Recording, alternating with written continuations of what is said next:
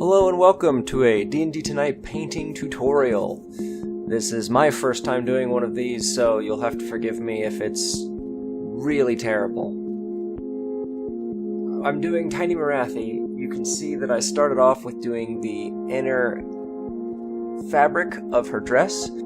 I used a mofeston red, followed by an agrax earth shade in the folds, highlighting the top of those folds with Evil Suns, and finally finishing it off with Wild Rider Red. Moving on to the outer robe, I did a layer of khorn red all over the outer fabric, and I followed that up with a quick coat of nuln oil to get down into those recesses and give it the illusion of shadows. You may want to go back after your nuln oil with some more khorn red to bring it back up, kind of lighten up those light areas, or you can go straight to wazdakka red followed by kadian flesh tone for the ultimate highlight on the robes. You do get a very nice deep red out of following the official GW video.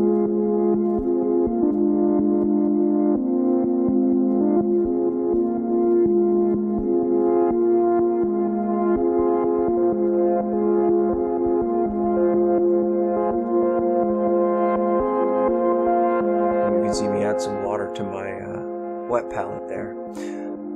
For the black fabrics on Morathi, I used abadon black, thinned down with a little bit of distilled water, although you can use lamia medium if you would like. And then I highlighted those black surfaces with dark reaper and fenresian gray.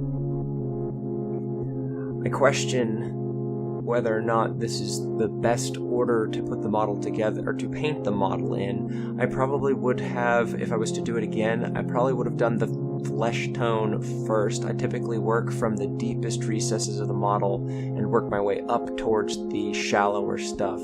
So having her flesh not painted until the very end, like in this video, is a little bit challenging to not mar the paint job you've already done once you've done it. Speaking of things that I would do differently if I was to do this all over again, I probably wouldn't have put on her wings. They are a lot of surface area to paint with a brush. I would much rather have been able to paint that gold with them freestanding from the model. It would have been seconds instead of several minutes to get all that gold painted.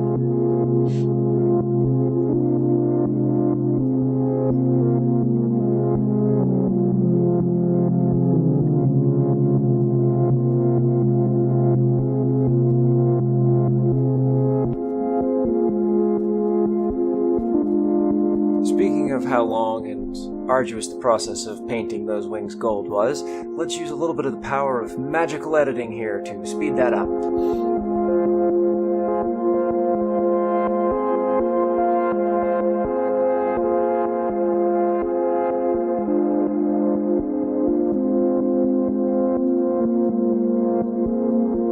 Once you're done with the wings, you can move on to some of the other gold accents, her crown, the belly armor, and the highlights on the weapons, as well as her couple of rings if you want to pick them out.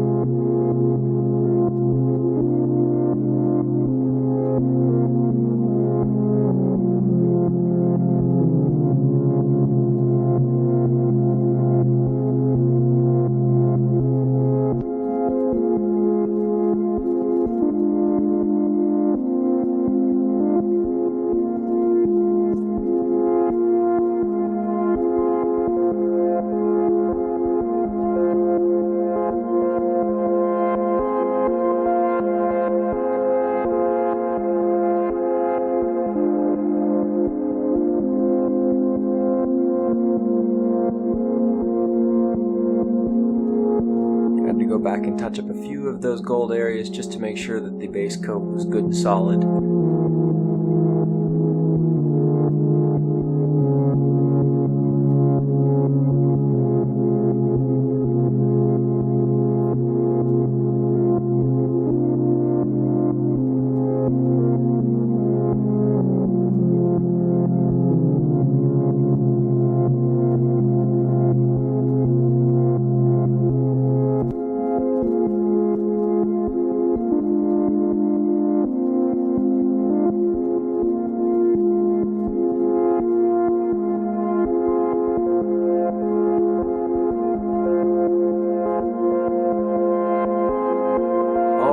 Finally, once you've got your good base coat of retributor down, you're going to want to go over all that gold again with Reikland Fleshshade. Thankfully, this goes a lot faster.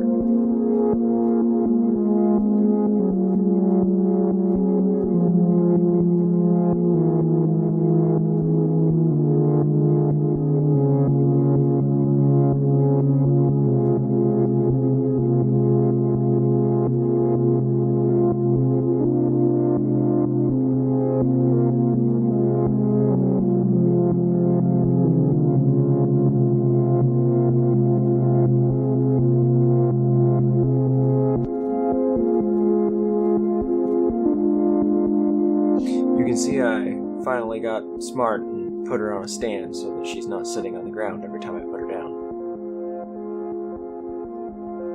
After your Reikland Fleshshade has had a good hour to dry, you're going to want to go back in with some Liberator gold to pick out the highlights on all those gold surfaces. I didn't have any, so I used auric gold as a placeholder for it.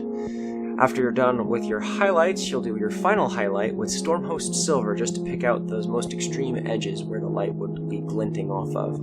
I went with a top-down highlight. Oh, and you can see here I broke the stick that she was standing on.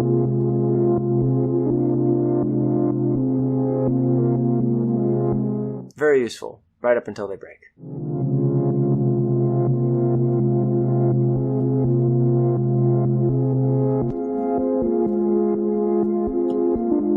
This gold highlight will bring back your gold so that it doesn't quite look so brassy from the Reikland Fleshshade. You can be as aggressive with it as you want to be in order to get that gold to pop.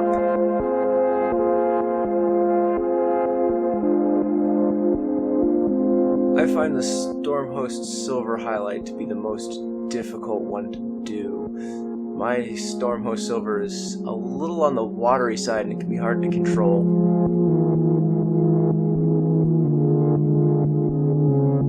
But it does give you a very good finish when it's done.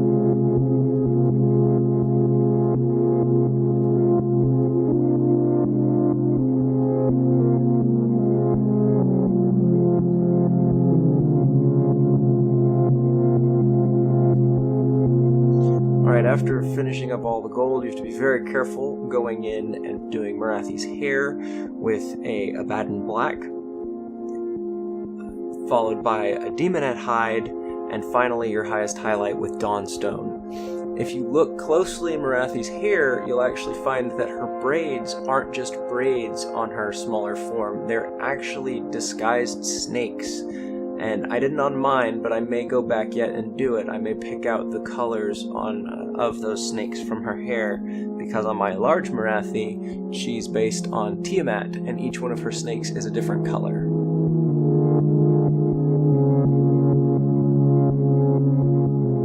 It's a little bit challenging to keep away from the wings that you've just finished with the black, but it is possible with the model fully assembled if you are careful with your paintbrush and take your time.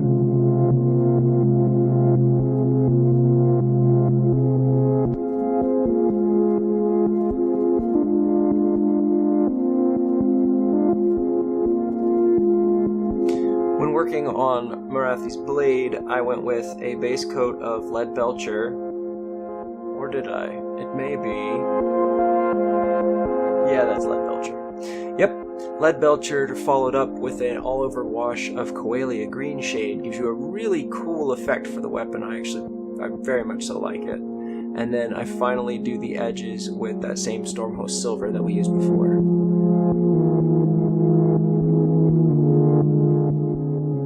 I still have an old pot of bolt gun metal that I pull out frequently, so. Finally getting into Morathi's flesh, I used Rakarth Flesh, and you have to be very, very careful to work around all those finished surfaces. Like I mentioned before, I probably would have done her flesh first had I planned it out and wasn't following the official painting video. So you do the Rakarth Flesh followed by Reikland Fleshshade, which you should thin probably about 50-50 with lamia medium, because you don't want a super heavy shade over the top of the base skin. Then you can highlight the raised areas with a thinned down flayed flesh, and then finally do your final highlight with pallid witch flesh. You have to be very careful in around her arms to prevent the flesh color from getting on any of the finished surfaces that are there, especially the gold jewelry around her neck. But if you're careful, it can be done with an itty-bitty tiny brush.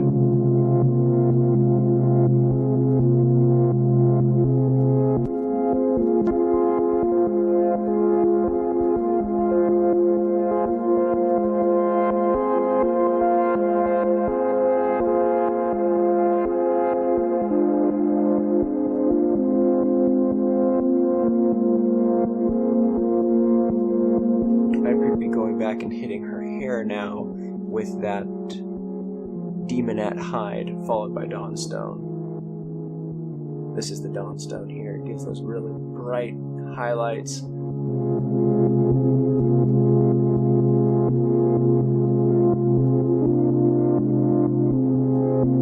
And I think that'll be it for the paint work. Now it's time for the showcase. Oh, and putting her on base.